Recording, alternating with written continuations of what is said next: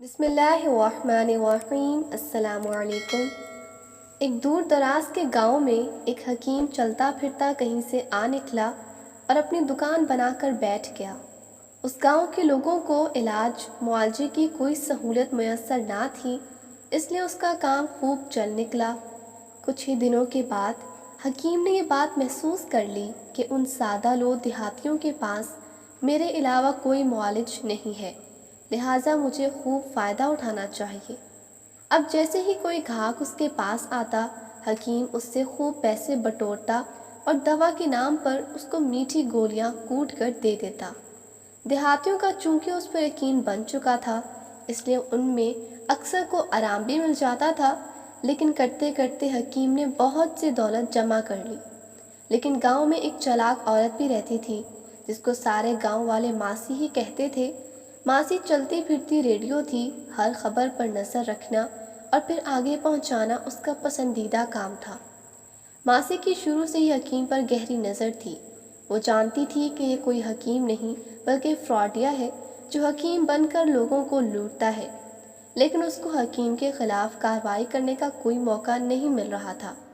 ایک دن شدید گرم دوپہر کے وقت جب گاؤں کے سارے لوگ گھروں میں دبک کے بیٹھے اونگ رہے تھے، تو ماسی اپنے گھر سے نکلی اور گرم لو سے بچتی بچاتی حکیم کے پاس پہنچ گئی۔ حکیم نے ماسی کو کچے مٹکے کا ٹھنڈا پانی پلایا اور آنے کا مقصد دریافت کیا۔ ماسی نے چور نظروں سے دائیں بائیں دیکھا اور حکیم کے کان کے پاس منہ لے جا کر بولی کہ مجھے مردانہ کمزوری ہو گئی ہے، کوئی اچھی سی دوا دے دو۔ حکیم کو ہنسی تو بہت آئی، مگر وہ چھپا گیا۔ پہلے تو اس نے سوچا کہ ماسی کو بتا دے کہ یہ بیماریاں عورتوں کی نہیں مردوں کی ہیں، لہٰذا پھر اس پر حسب معمول لالچ غالب آ گیا۔ اس نے ماسی سے کہا کہ آپ فکر نہ کریں، دوا ہے تو مہنگی، لیکن آپ کو 1 ہفتے میں فرق پڑ جائے گا۔ حکیم نے دوا کی پڑیاں بنا کر ماسی کو دے دی، اور جب پیسے طلب کیے تو اس نے کہا کہ میرے پاس تو پیسے نہیں ہیں، ہاں تو میرا ایک کانٹا رکھ لو، یہ خالص سونے کا ہے۔ حکیم کے تو مزے لگ گئے، اس کو سوچ سے بھی زیادہ 100 گنا مل گیا تھا۔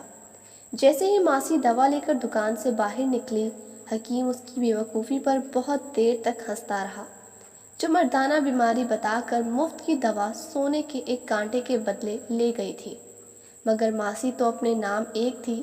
اس نے شام ہوتے ہی شور مچا دیا کہ حکیم نے میرے گھر میں گھس کر میری عزت سے کھیلنے کی کوشش کی اور سارا سونا اور پیسے لے کر فرار ہو گیا ہے۔ گاؤں کے لوگ بہت زیادہ حیران ہوئے اور ماسی کو ساتھ لے کر حکیم کی دکان پر جا پہنچے۔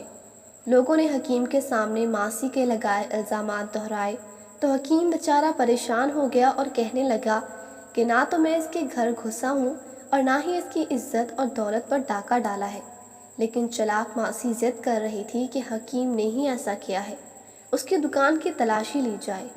گاؤں والوں نے جب دکان کی تلاشی لی تو ماسی کا ایک کانٹا دکان سے برآمد ہو گیا، جبکہ اس جیسا ایک کانٹا ماسی کے پاس موجود تھا۔ اب حکیم مجرم ثابت ہو چکا تھا۔ حکیم نے اپنی صفائی میں کہا کہ یہ کانٹا میں نے ماسی کو دوائی دینے کے بدلے لیا ہے۔ جب لوگوں نے پوچھا کون سی دوائی، تو حکیم بولا کہ مردانہ کمزوری کی دوائی۔ بس پھر کیا تھا، حکیم کے چراغوں میں روشنی نہ رہی۔ چلاک ماسی نے نہ صرف حکیم کی ساری دولت ہتھیا لی بلکہ اس کو گاؤں والوں سے جوتے بھی پڑوائے۔ اب وہ حکیم حکمت چھوڑ کر مزدوری کرتا ہے، لیکن برسوں گزر جانے کے بعد بھی وہ چلاک ماسی کو نہیں بھولا۔